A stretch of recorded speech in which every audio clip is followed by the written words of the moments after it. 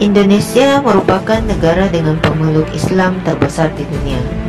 Hal ini dikarenakan karena penyebaran agama Islam di Nusantara yang cukup aktif, dimulai dari Pulau Sumatera hingga ke Sulawesi dan Maluku.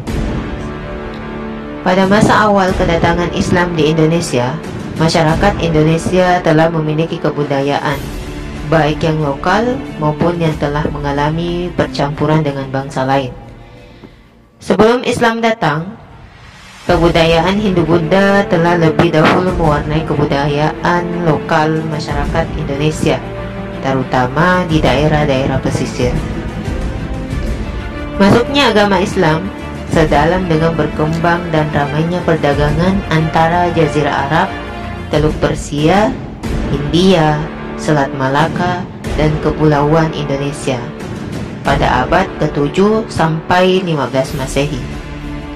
Teori ini banyak digunakan atau dianut oleh kalangan sejarawan bahwa Islam masuk ke Indonesia melalui proses perdagangan. Islam yang masuk secara langsung ke Indonesia diperkirakan berasal dari daerah Arab, Persia, dan Gujarat, India. Teori-teori atau pendapat yang menjelaskan masuknya Islam ke Indonesia yaitu ada teori Arab.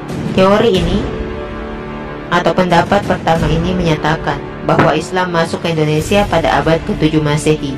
Buya Hamka atau Haji Abdul Malik Karim Amrullah mengatakan bahwa Islam berasal dari tanah kelahirannya, yaitu Arab atau Mesir. Proses ini berlangsung pada abad-abad pertama Hijriyah atau abad ke-7 Masehi. Hal ini berdasarkan bukti bahwa bangsa Indonesia sejak awal telah menganut mazhab Syafi'i yang sama dengan mazhab yang dianut di Mekah. Senada dengan pendapat Hamka, teori mengatakan bahwa Islam berasal dari Mekah dikemukakan oleh Anthony H. Jones. Menurutnya, proses Islamisasi dilakukan oleh para musafir atau kaum pengembara yang datang ke Kepulauan Indonesia. Bukti lain tentang masuknya Islam pada abad ke-7 Masehi adalah catatan dari dinasti Tang yang berjudul Shin Tang Su atau Sejarah Dinasti Tang, menyebutkan bahwa pada tahun 674 Masehi telah ada pemukiman pedagang Arab di Polusi atau Barus, pantai barat Sumatera. Teori kedua yaitu teori Persia. Pendapat kedua dikemukakan oleh Hwesen Jajaningrat yang mengatakan bahwa Islam masuk ke Indonesia pada abad ke-13 Masehi berasal dari Persia. Pendapatnya didasarkan pada kesamaan budaya dan tradisi yang berkembang antara masyarakat Persia dan Indonesia. Tradisi tersebut antara lain adalah perayaan 10 Muharram atau Asyura sebagai hari suci kaum Syiah atas kematian Husain bin Ali, seperti yang berkembang dalam tradisi Tabot di Pariaman, Sumatera Barat dan Bengkulu. Yang ketiga, teori Gujarat. Pendapat ketiga bahwa Islam masuk ke Kepulauan Indonesia berasal dari Gujarat sekitar abad ke-13 Masehi. Menurut Snow Horgrunge, para penyebar Islam di Indonesia berasal dari Gujarat, India. Pendapat senada dikemukakan oleh Mokwete, ilmuwan Belanda, yang menyatakan bahwa Islam masuk ke Indonesia sekitar abad ke-13 sampai abad 14 Masehi. Penentuan waktu ini berdasarkan tulisan pada batu nisan Sultan Malik Al-Saleh yang berangka tahun 698 Hijriah atau 1297 Masehi. Mokwete melihat ada kesamaan batu nisan Malik Al-Saleh dengan batu nisan yang ada di Cambai, Gujarat. Bukti lain tentang masuknya Islam pada abad ke-13 Masehi adalah catatan Marco Polo atau pedagang Venesia yang singgah di Sumatera dalam perjalanan pulangnya dari Cina pada tahun 1292. Di sana disebutkan bahwa Perlak merupakan kota Islam. Berdasarkan beberapa pendapat di atas, dapat disimpulkan bahwa Islam yang datang pada abad ke-7 Masehi berasal dari Arab, sedangkan Islam yang datang pada abad ke-13 Masehi berasal dari Gujarat.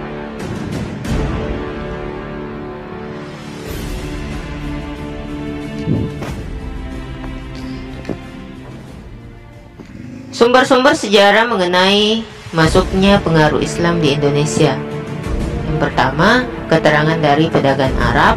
Yang kedua, keterangan dari Marco Polo atau pengembara yang berkebangsaan Italia. Yang ketiga, berita dari Tom Pairas. Berita Tom Pairas mengatakan seperti ini. Menurut berita seorang Portugis bernama Tom Pairas, Pelabuhan Malaka ramai dikunjungi para pedagang dari barat seperti Kairo, Mekah, Aden, Abyssinia, Kiliwa, Malindi, Ormuz, Persia, Turki, Armenia, Gujarat, Goa, Malabar, Keling, Orissa, Thailand, Bengali, Arakan, Pegu, dan Kedah. Pedagang dari timur berasal dari Siam, Pahang, Patani, Kamboja, Champa, dan Cina.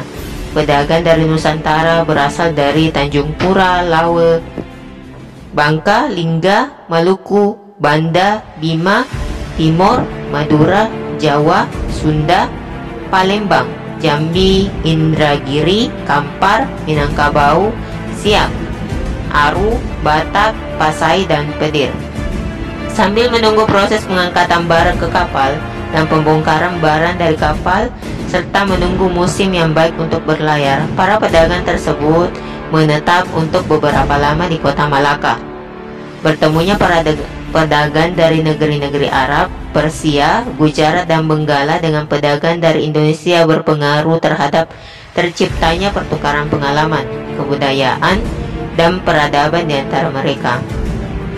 Pertemuan ekonomi antar pedagang tersebut merupakan sarana yang paling penting dalam proses Islamisasi di Indonesia. Para pedagang Indonesia yang terbuka terhadap pengaruh asing banyak belajar dari para pedagang lain mengenai kebudayaan, ilmu pengetahuan, dan agama Islam. Dari mereka, Islam menyebar ke seluruh penduduk yang tinggal di pelabuhan-pelabuhan serta pesisir. Yang keempat, keterangan dari batu nisan Sultan Islam,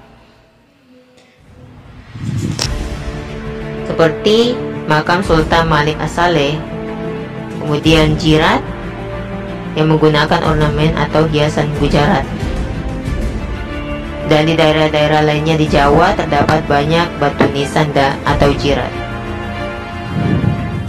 Selain peranan dari pedagang tadi, ada juga yang menyebarkan agama Islam dengan cara mendakwa, seperti penyebaran Islam di tanah Jawa pada abad ke-14 yang dilakukan oleh para wali songo atau wali sembilang.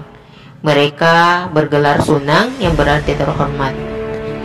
Mereka itu adalah pertama Sunan Gresik atau Maulana Malik Ibrahim, yang kedua Sunan Ampel atau Raden Rahmat, yang ketiga Sunan Bonang atau Raden Mahdum Ibrahim, yang keempat Sunan Rajat atau Raden Qasim, yang kelima Sunan Kudus atau Jafar Shodiq, yang keenam Sunan Giri atau Raden Paku atau Ainul Yakin, yang ketujuh Sunan Kalijaga atau Raden Sahid, yang kedelapan Sunan Muria atau Raden Umar Said, yang kesembilan Sunan Gunung Jati atau Syarif Hidayatullah. Islam berkembang sangat pesat di Indonesia karena beberapa faktor. Yang pertama, syarat-syarat memeluk Islam tidaklah sulit, yaitu mengucapkan 2 kalimat syahadat. Yang kedua, Islam disebarkan dengan pendekatan kompromis, yaitu dengan berusaha mengakulturasikan Islam dengan kebudayaan setempat.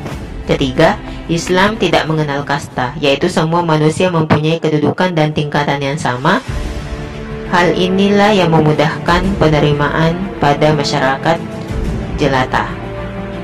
Yang keempat, cara peribadatan Islam sangat mudah dan fleksibel, yaitu cara beribadah yang gampang diikuti dan tidak menuntut biaya yang tinggi. Yang kelima, penyebaran tidak kentara, yaitu melalui proses kegiatan seperti perdagangan, upacara adat, kesenian, atau perkawinan. Yang keenam, tokoh-tokoh penyebarnya adalah para wali yang tindakannya dapat menjadi panutan dan teladan orang banyak. Yang ketujuh, Islam yang datang ke Indonesia sudah berakulturasi dengan kebudayaan India yang juga berkebudayaan Hindu-Buddha, sehingga ketika datang ke Indonesia yang juga Hindu-Buddha, Islam telah mempunyai banyak kesamaan dan akulturasi. Jadi itulah yang menyebabkan agama Islam cukup pesat di Indonesia dan lebih cepat perkembangannya. Mengenai golongan pembawa Islam ke Kepulauan Indonesia, para sejarawan umumnya sependapat yaitu para pedagang. Hal ini didasarkan pada kenyataan bahwa penyebaran Islam dilakukan melalui lalu lintas, pelayaran, dan perdagangan antara timur dan barat. Berbeda dengan agama Hindu dan Buddha, para pendeta bertugas khusus dalam penyebaran agama, sedangkan dalam Islam hal tersebut tidak dijumpai. Dalam Islam, setiap muslim adalah penyebar agama. Hal ini mempercepat proses islamisasi di Kepulauan Indonesia. Perkembangan Islam terjadi di daerah agraris maupun maritim dengan corak dan ragam tersendiri. Kebudayaan Islam sangat berpengaruh terhadap kehidupan bangsa Indonesia, baik dalam bidang kepercayaan maupun pendidikan. Pengaruh agama Islam terhadap berbagai bidang kehidupan masyarakat di Indonesia. Yang pertama yang bidang agama, bidang bahasa, bidang kebudayaan, sistem pemerintahan, dan sistem penanggalan.